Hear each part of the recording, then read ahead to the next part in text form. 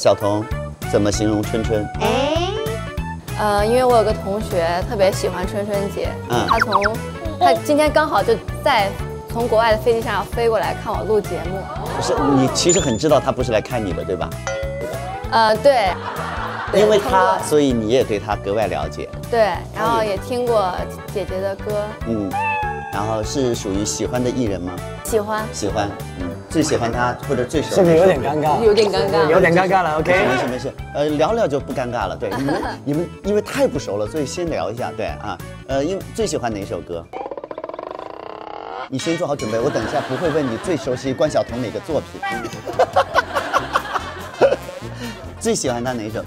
那个下个路口见，就像刚才出场的时候，对不对？